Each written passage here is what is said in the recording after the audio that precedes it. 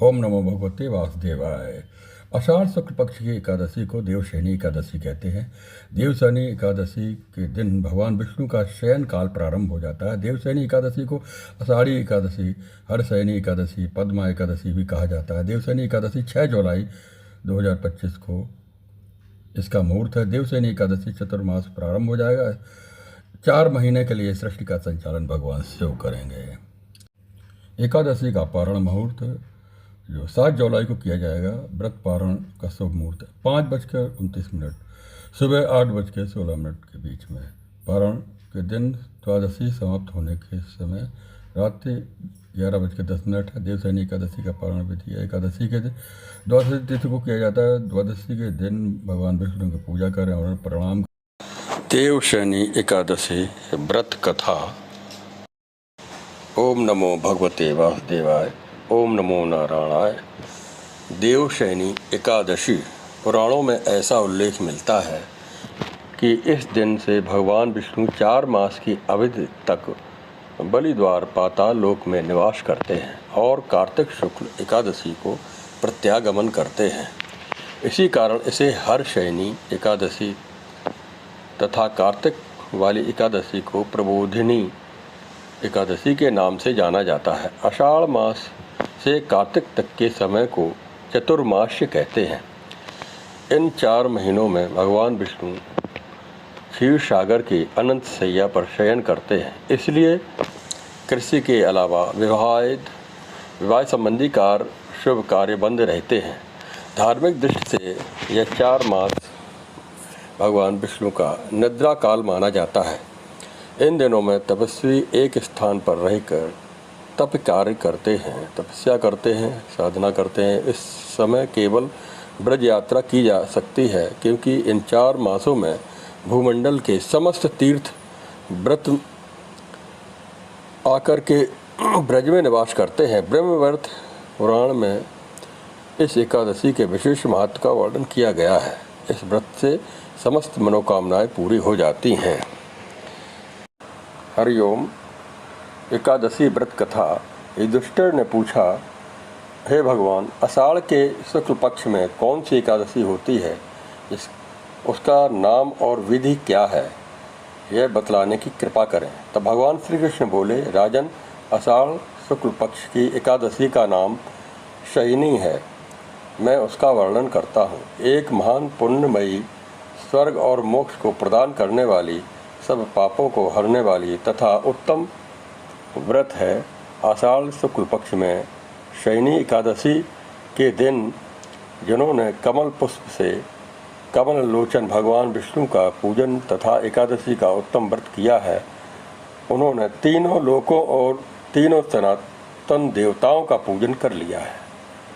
हरशयनी एकादशी के दिन मेरा एक स्वरूप राजा बलि के यहाँ रहता है, दूसरा क्षीर सागर में शेषनाग की सैया पर तब तक शयन करता है जब तक आगामी कार्तिक की एकादशी नहीं आ जाती।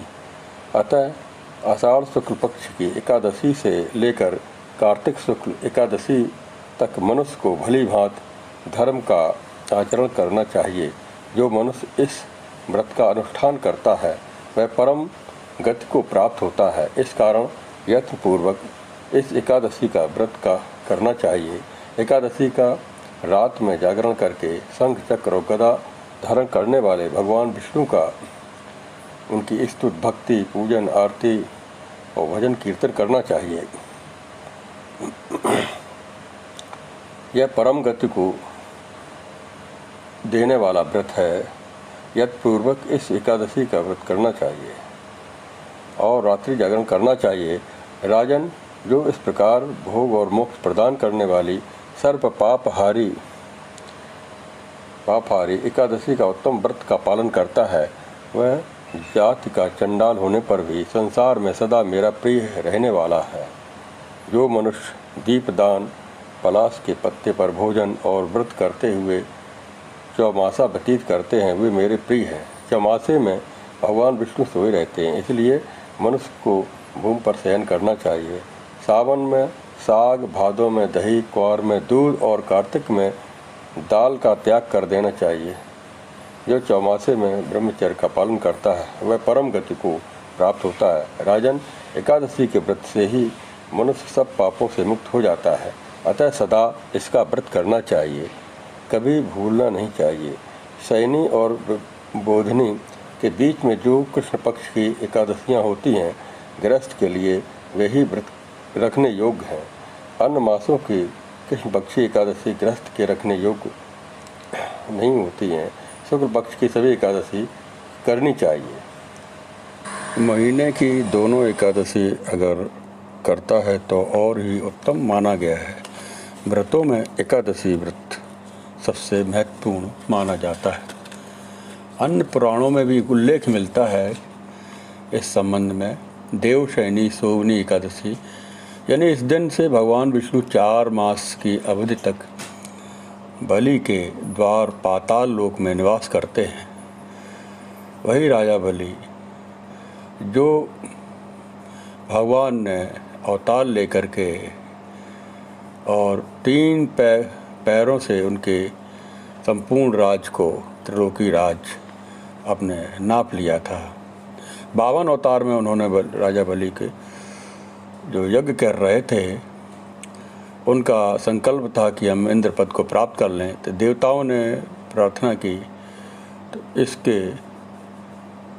फलस्वरूप 52 का अवतार हुआ और उन्होंने राजा बलि को 3 पग से संपूर्ण लोकों को नाप लिया।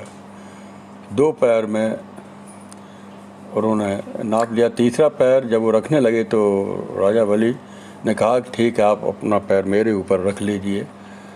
तो राजा बलि के सर पर उन्होंने पैर को रखा और इस प्रकार के 3 पग जो भूमि उन्होंने मांगी थी। पहले उनका बहुत छोटा सा रूप था, तो राजा बलि ने कहा कि मेरे द्वार पर कोई ब्राह्मण आया है तो दान देने के लिए कहा, संकल्प किया। तो संकल्प में शुक्राचार्य ने पहले मना किया था कि विष्णु भगवान ये हैं। तो राजा बलि ने कहा कि मेरे द्वार से कोई खाली हाथ नहीं जाता है, आज तक मैंने सभी को दान दिया है।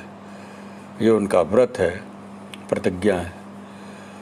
तो वो बीच में ही राजा बलि ने जब वो पूरा दान कर दिया, स्वयं को भी दान कर दिया, तो भगवान प्रसन्न हुए, उनको चतुर्भुजी रूप दिखाया। तो उनको कहा कि आप पाताल लोक में निवास करिए। इस मनवंतर में जो ये इंद्र का पद है वो वही ग्रहण करेंगे। अगले मनवंतर में तुम इंद्र पद को प्राप्त करोगे। और उनसे वरदान मांगा तो पाताल लोक में चले गए राजा बलि। और उसमें उन्होंने कहा कि पाताल लोक में आप मेरे पास निवास करेंगे। यानी उन्होंने तो माँ लक्ष्मी ने जाकर के राजा बलि के हाथों में राखी बांधी, रक्षा बंधन के दिन राखी बांधी थी। उसके बदले में वो भगवान को वापस अपने लोक में, साकेत लोक, विष्णु लोक में ले गई। तो इस प्रकार से कथा मिलती है। तो इसमें इसी कारण से इसे हर्षयनी एकादशी कहा जाता है। कार्तिक में वाली एकादशी को प्रबोधनी एकादशी के नाम से जाना जाता है। आषाढ़ मास में कार्तिक तक के समय को चतुर्मास कहते हैं। इन 4 महीनों में भगवान विष्णु और क्षीर सागर के अनंत शैया पर शयन करते हैं। इसलिए कृषि के अलावा वैवाहिक आदि सभी शुभ कार्य बंद रहते हैं। धार्मिक दृष्टि से यह 4 मास भगवान विष्णु का निद्रा काल माना जाता है। इन दिनों में तपस्वी एक स्थान पर रह करके तप कार्य करते हैं। इस समय केवल ब्रज यात्रा की जा सकती है, क्योंकि इन 4 मासों में भूमंडल के समस्त तीर्थ व्रत में जो आकर के मथुरा में निवास करते हैं। ब्रह्मवैवर्त पुराण में एकादशी के विशेष महत्व का वर्णन किया गया है। इस व्रत से संपूर्ण मनोकामनाएं पूरी हो जाती हैं। आगे बता रहे हैं भगवद गीता के 2 अध्याय का पाठ, उसका हिंदी में अनुवाद भगवान श्री कृष्ण अर्जुन से कहते हैं। तो अर्जुन प्रश्न करते हैं कि तम तथा कृपयाविष्ट अस्त्रपूर्ण कुलेक्षणम विसीदन्तमिदं वाक्यमवाच मधुसूदन। संजय बोले कि इस प्रकार करुणा से व्याप्त और आंसुओं से परिपूर्ण व्याकुल नेत्र वाले शोक युक्त उस अर्जुन के प्रति भगवान मधुसूदन ने यह वचन कहा। भगवान बोले कि हे अर्जुन, इस असमय में यह मोह किस हेतु प्राप्त हुआ है, क्योंकि न तो यह श्रेष्ठ पुरुषों द्वारा आचरित है, न स्वर्ग को देने वाला है और न ही कीर्ति को करने वाला है। कि भगवान श्री कृष्ण अर्जुन के रथ को जो कुरुक्षेत्र में कौरव पांडवों का जो युद्ध हो रहा था उसके बीच में अपने रथ को ले गए थे, उसमें उन्होंने भगवत गीता का उपदेश दिया है। तो वहाँ उपदेश देते हुए कहते हैं, क्लैब्यम माँ स्पृशगम पार्थ न तत्त्वयुपद्यते क्षुद्रम हृदय दौर्बल्यम त्यक्त्वा तिष्ठ परंतप। यानी इसलिए हे अर्जुन, नपुंसकता को मत प्राप्त हो, मुझ में ये तुम्हारे में ये उचित नहीं जान पड़ता है। हे परंतप, हृदय की तुच्छ दुर्बलता को त्याग कर युद्ध के लिए खड़े हो जाओ।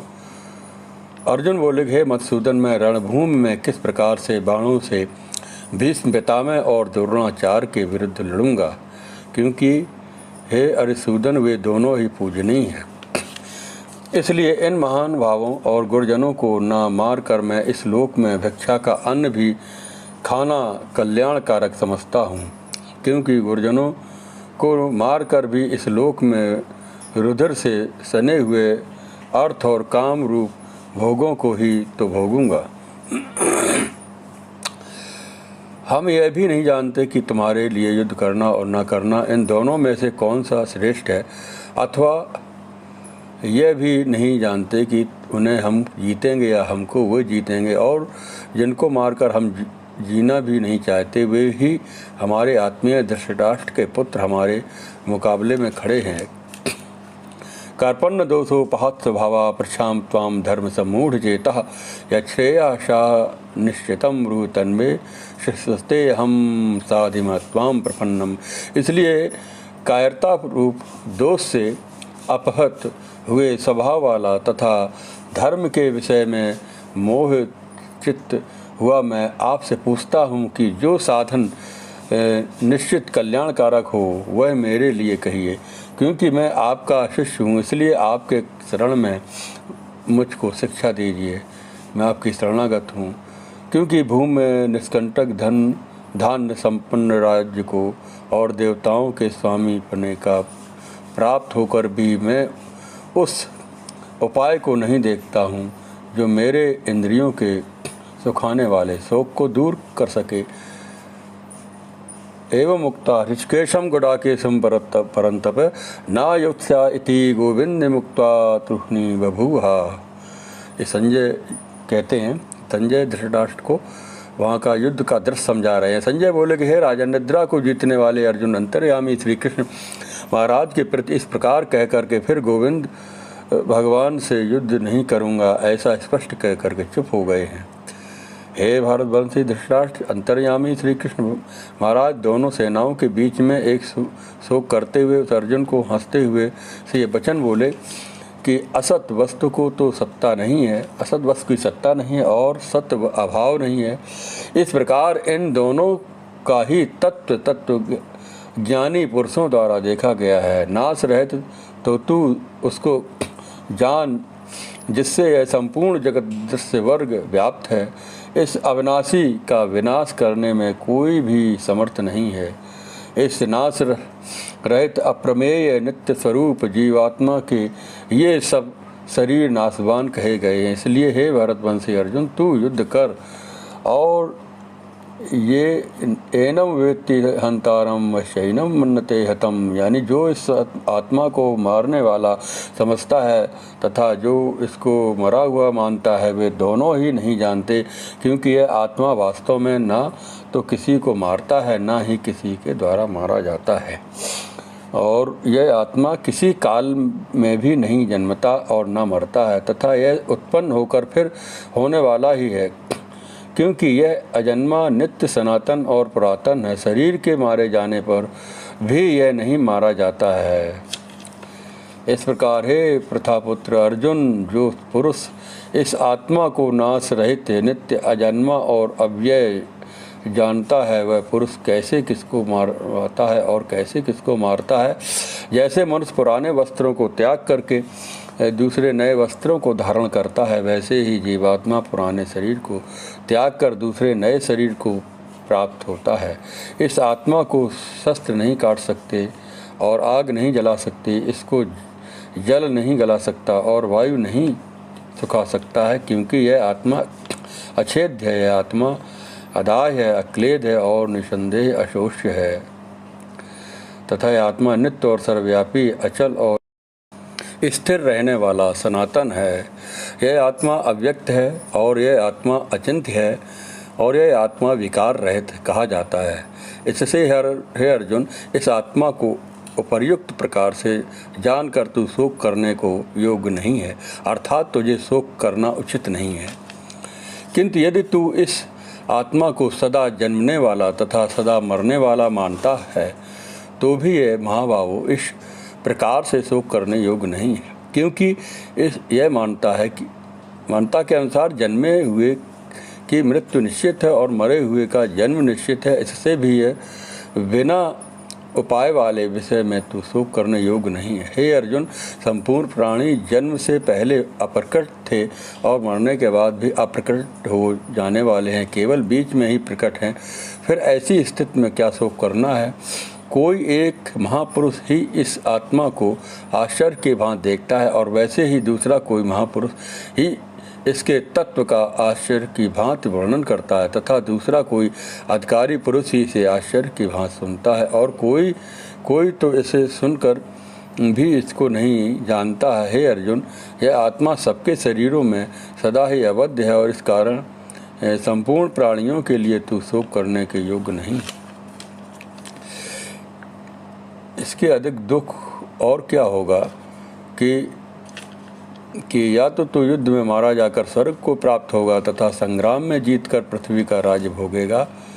हतो वा प्राप्स्यसि स्वर्गम जित्वा वा भोक्ष्यसे महीम तस्माद् तिष्ठ कौन्तेय अध्याय कृत निश्चया। यानी जय पराजय सुखे दुखे समाकृत्वा लाभा लाभो जया जयो ततो योध्याय युज्यस्व नैवं पापमवाप्स्यसि। जय पराजय, लाभ हानि और सुख दुख को समान समझ करके उसके बाद युद्ध के लिए तैयार हो जाए। इस प्रकार युद्ध करने से तू पाप को नहीं प्राप्त होता। हे पार्थ, यह बुद्धि तेरे लिए ज्ञान योग्य है विषय में कहीं गई और अब तू इसको कर्मयोग विषय में सुन। इस बुद्धि से युक्त हुआ तू कर्मों के बंधन को भली भांति त्याग देगा, अर्थात सर्वथा नष्ट कर डालेगा। इस कर्मयोग में आरंभ का अर्थात बीज का नाश नहीं है और उल्टा फल रूप दोष भी नहीं है, बल्कि इस कर्मयोग रूप धर्म का थोड़ा सा भी साधन जन्म मृत्यु रूप महान भय से रक्षा कर देता है। हे अर्जुन, इस कर्मयोग में निश्चयात्मिका बुद्धि एक ही होती है, किंतु अस्थिर विचार वाले विवेकहीन सकाम मनुष्यों की बुद्धियां निश्चय ही बहुत भेद वाली और अनंत होती हैं। हे अर्जुन, जो भोगों में तन्मय हो रहे हैं, जो कर्म फल के प्रशंसक हैं, यानी वेद वाक्यों में प्रीत रखते हैं, जिनकी बुद्धि स्वर्ग ही परम वस्तु है और जो स्वर्ग से बढ़कर और कोई दूसरी वस्तु नहीं मानते हैं, वे अविवेकी जन इस प्रकार की पुष्पित अर्थात दिखाऊ शोभा युक्त वाणी को कहा करते हैं, जो कि जन्म रूप कर्मफल देने वाले एवं भोग रूप तथा ऐश्वर्य की प्राप्ति के लिए नाना प्रकार की बहुत सी क्रियाओं का वर्णन करने वाली है। उस वाणी द्वारा जिनका चित्त हर लिया गया है, जो भोग और ऐश्वर्य में अत्यंत आसक्त हैं, उन पुरुषों की परमात्मा में निश्चयात्मकता बुद्धि नहीं होती, यानी जो फल की इच्छा करते हैं, फल की इच्छा और आसक्ति में डूबे हुए हैं, उनके बारे में बताया। हे अर्जुन, वेद उपर्युक्त प्रकार से तीनों गुणों के कार्य रूप समस्त भोगों एवं उनके साधनों का प्रतिपादन करने वाले हैं, इसलिए तू उन भोगों एवं उनके साधनों में आसक्तिहीन हर्ष शोक द्वंद्वों से रहित नित्य वस्तु परमात्मा में स्थित योग क्षेम को न चाहने वाले केवल वाला स्वाधीन अंतःकरण वाला हो जा और शबोर से परिपूर्ण जलाशय के प्राप्त हो जाने के छोटे से जलाशय में मनुष्य का जितना प्रयोजन रहता है, ब्रह्म को तत्व से जानने वाला ब्राह्मण कहा जाता, वही समस्त वेदों में उसका प्रयोजन रह जाता है। तेरा कर्म करने में ही अधिकार है, तू कर्म कर, फल की इच्छा मत कर। इसलिए तू कर्मों के फल हेतु उसके आकांक्षी मत बन, और तेरे कर्म न करने से भी आसक्ति ना हो, यानी मैं कर्म नहीं करूँगा ऐसा भी विचार न करे। हे धनंजय, तू आसक्ति त्याग करके और सिद्धि असिद्धि में समान बुद्धि वाला होकर के योग में स्थित हुआ, कर्तव्य कर्मों को कर, और समत्व ही योग कहलाता है। एकादशी का पारण दूसरे दिन द्वादशी को किया जाता है, और एकादशी के दिन रात्रि जागरण का महत्व अधिक है, और विष्णु सहस्त्र नाम का पाठ है, भगवद गीता का पाठ और कथा सुने, श्रीमद् भागवत का कथा सुने, और भगवान के बहुत से नाम हैं, उनके नामों का सुमरन जप करते रहें। यही इसका महत्व है।